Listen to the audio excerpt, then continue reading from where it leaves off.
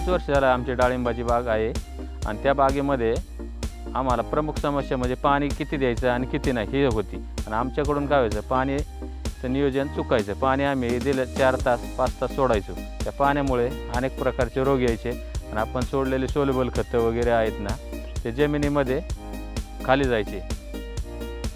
Device बसवायच्या अगोदर आपल्या बागेला 3 ते 4 तास आम्ही पाणी द्यायचो, पण डिवाइस बसवल्यानंतर प्राथमिक मुळांना एक अर्धा तासामध्येच ओल जाते आणि दुसऱ्या त्याचं सेन्सर आहे त्या सेन्सरला 1.5 तासामध्ये जाते। मग आम्ही 1 ते 1.5 तासामध्येच आमच्या बागेचं सिंचन होतं। मुळे आपण खतं वगैरे जे सोडायचो सोल्युबल वगैरे, त्या सोल्युबल याच्यामध्ये आपला 25% खर्च कमी झाला आणि जे वाया जायचे पहिले खतं जास्त पाणी दिल्यामुळं त्याची पण बचत झालेली।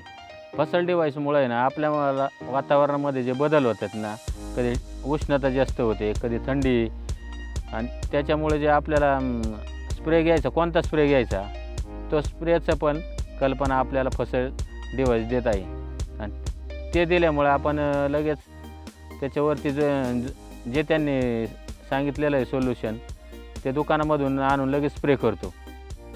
त्या अलर्ट एकदम अचूक येतात, त्यामुळे आपण तो स्प्रे केल्यानंतर जो रोग आपल्या त्या वातावरणामध्ये येणार आहे तो येत नाही। पाणी कमी जास्त झाल्यामुळं काय व्हायचं, कळी पण ड्रॉपिंग व्हायची सुरुवातीला, ते आता ड्रॉपिंगचं प्रमाण एकदम अत्यल्प कमी झालेलं आहे। सेटिंगला पण भरपूर फायदा झाला आणि सेटिंगला फायदा झाल्यामुळं आपलं पुढं फळांचे वजन वगैरे वाढायला पण फरक झाला आणि तो फरक झाल्यामुळं आपलं ॲव्हरेज पण वाढलेलं आहे। फसल डिवाइस संदर्भात आम्हाला काही जर अडचण आली, आम्ही जर त्यांच्या प्रतिनिधीशी संपर्क केला तर ते ताबडतोब प्लॉटवरती येऊन त्याचं आम्हाला मार्गदर्शन करतात। आमच्याकडे सुरुवातीला गेल्या वर्षी एक आम्ही फसल डिवाइस बसवलेलं होतं, पण ते क्षेत्राचा फायदा झाला, त्या आमचा डाळिंबाला तिथल्या बागेला फायदा झाल्यामुळे आम्ही दुसऱ्या बाग आमची थोडीशी बाजूला आहे त्या बागेमध्ये सुद्धा आम्ही पाण्याचं व्यवस्थापन करण्यासाठी परत फसलचं दुसरं डिवाइस बसवलेलं आहे, त्यामुळे तिथं पण आमचा फायदा होत आहे। सर्व शेतकऱ्यांनी फसल डिवाइस बसवलं पाहिजे, यामुळे ना आपला खूप फायदा होणार आहे।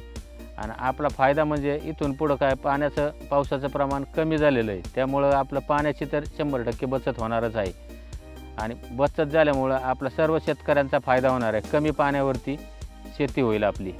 आपण जे पाणी जास्त देतो ते वाया जातं आहे, ते वाया जाणारं पाण्याची निश्चितच बचत होईल। यामुळे ना फसल डिवाइस बसवलं पाहिजे। प्रिव्हेंटिव्ह मेजर फवारण्या आहेत त्या पण आपल्या कमी होत आहेत आणि फसल फ्रेश आपलं माल खरेदी पण करतं आहे योग्य दरामध्ये।